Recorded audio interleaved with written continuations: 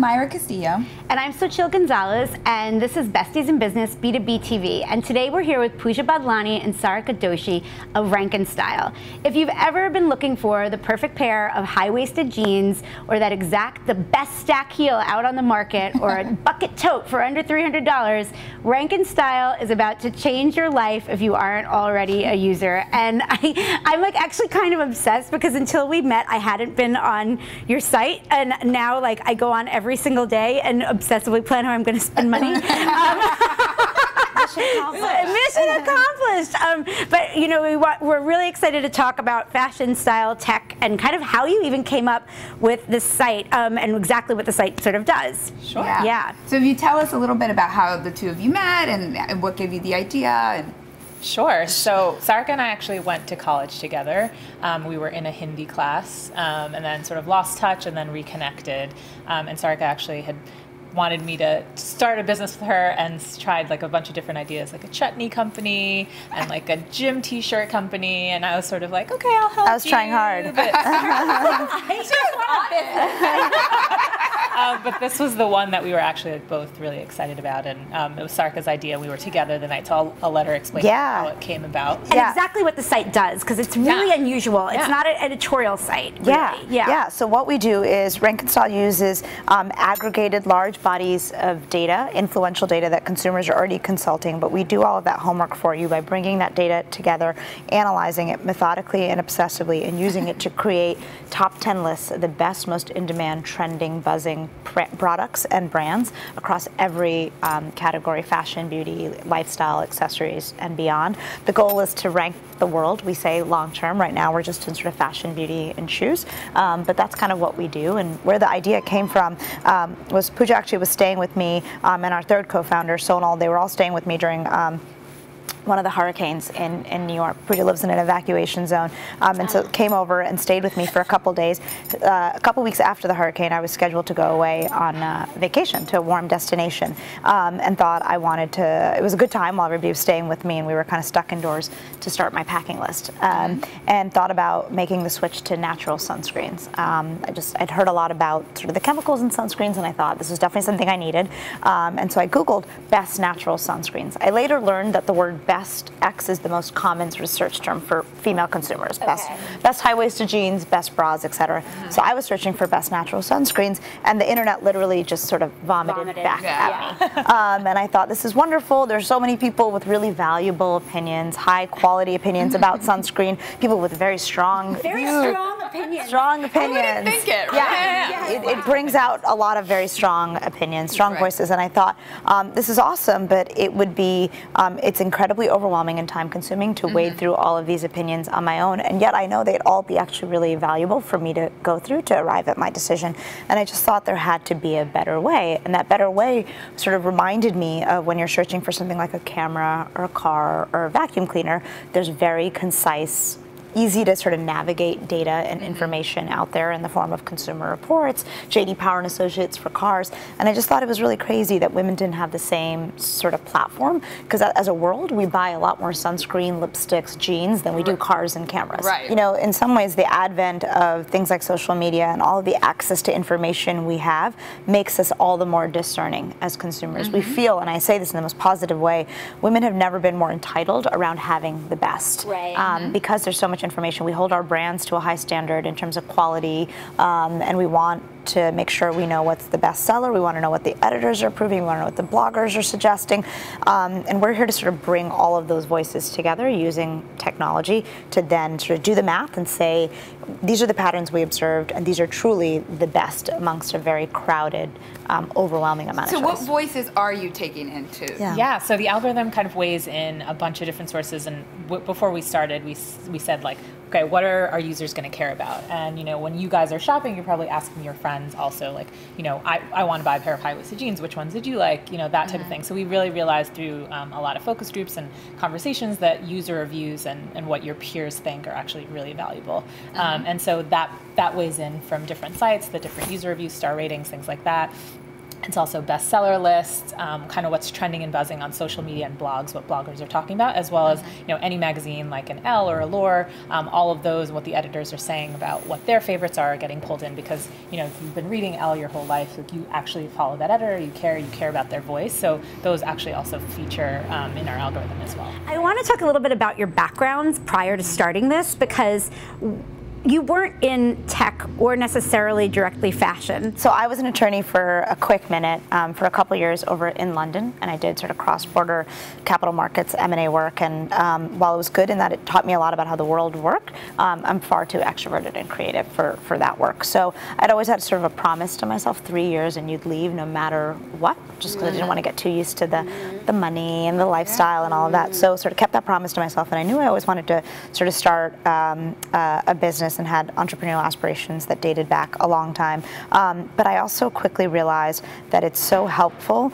to kind of learn the basics from someone else that you sort of respect and admire. It can be in a completely unrelated industry, but just do it and shadow and sort of really obsessively observe and learn as much as you can. So I read about a startup growth company that was from New York, but was opening up its first London office, and I just believed in what they were doing. It was in the legal industry, very different from what I do now, but they were looking for folks to help grow the business. So I just wrote a very sort of Jerry Maguire-like letter and said, I know I'm not skilled to do this, but I want to make this happen. One thing led to another. And I joined them and was on their management team for 5 years. And like I said, it was a really different space, but the basics around building a brand, growing a brand, recruiting, hiring, firing, operations, all of those things apply. And if you learn from the best, it really doesn't matter what industry you're in. You apply it to. Yeah, exactly. So that's my background. It's funny because growing up, my mom was like just always commented about how I hated computers and technology. So like where we are today, she's always like, I can't believe that this is where you are. It's so confusing. And I come from a family of entrepreneurs, like not my parents directly, but my family. But I never thought I would be here in a million years. Like I was just never where I saw myself. So my background is in graphic design. And so sort of technology, like I worked very closely with developers. I worked in television at Sundance Channel, for publications at Time Inc., and then a bunch of agencies in between.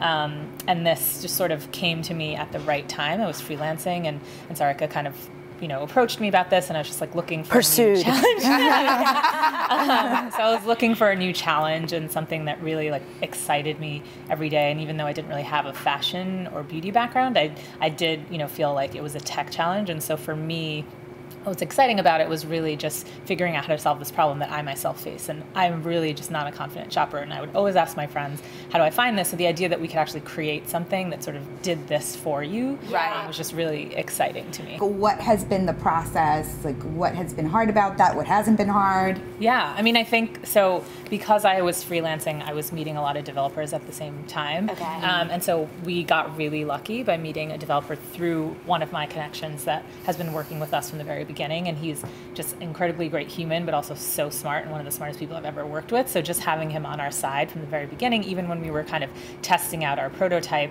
and like just building it and seeing if people would actually be interested in it, he was just on our side. And so having someone that you rely on, while the three of us don't really have a tech background, just having him there as a sounding board and someone who's a partner as well is really key.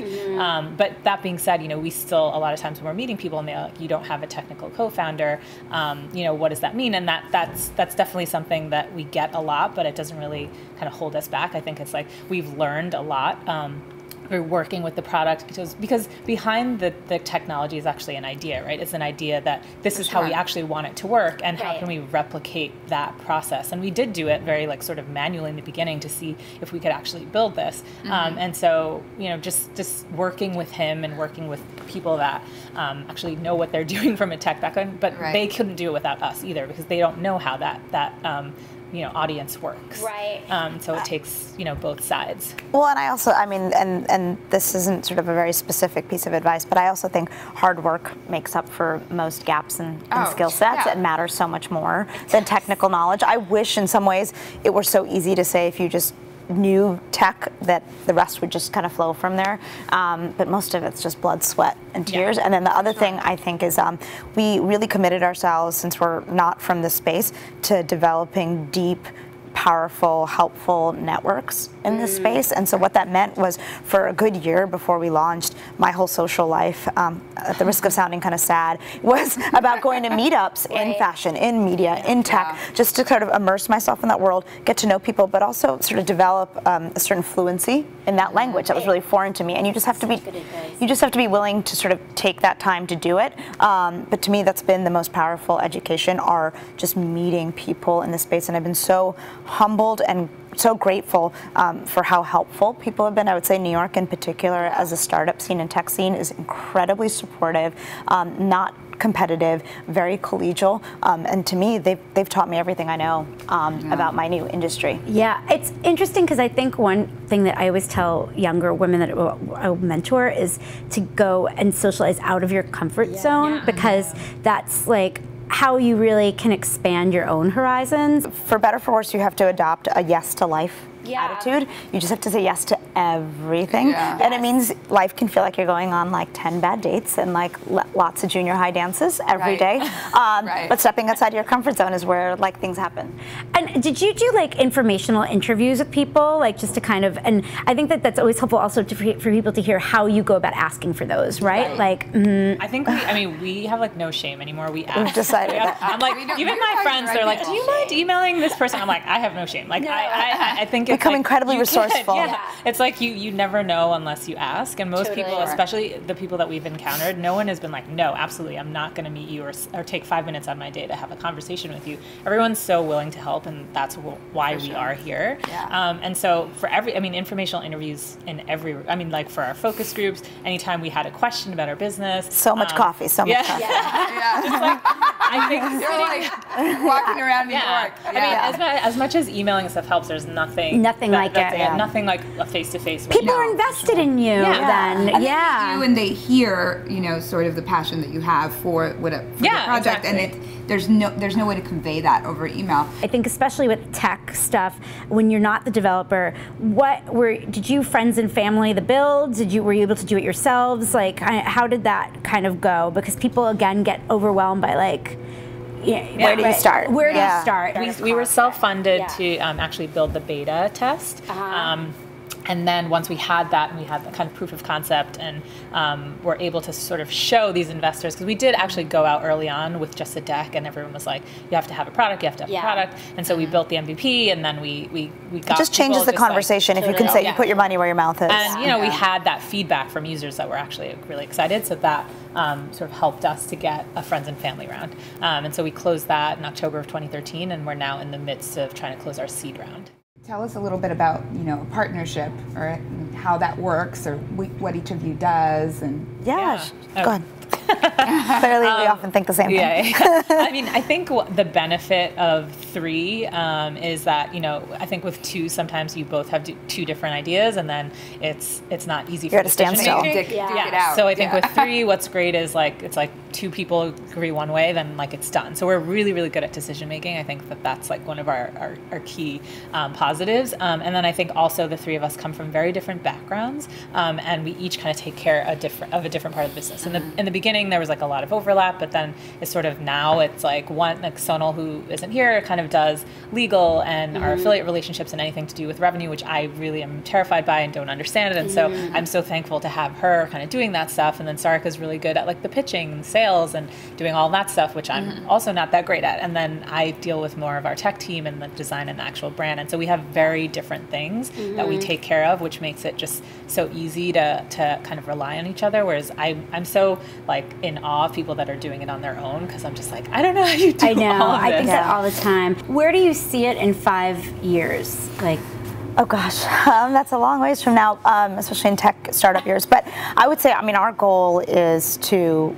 rank the world. We always say this, but right now we're in women's fashion and beauty, but we have real ambitions around ranking everything from maternity, bridal, home goods, and beyond. We want to move into menswear. We think there's a real opportunity there. They're not interested in the discovery and putting in all the time into finding their, the next best pair of khakis. And we think that they're a growing market, smaller but growing. And so we see ourselves sort of really becoming that definitive, imperative gateway between consumers and retailers. So in the same way that you don't really book a hotel ever without checking TripAdvisor and kind of going through them, that's kind of what we see ourselves, playing that role for most consumer goods. The two areas that we're sort of not really looking at are cars and electronics. We think people are doing those very well, and we'll leave that to them. But everything else feels like fair game for us, and yeah, I think that would be where we see ourselves. Thank you so much. Thank you. Yes. So thank you for having us. Oh my gosh! And if you want to know exactly the best of, actually, you did a great swimsuit story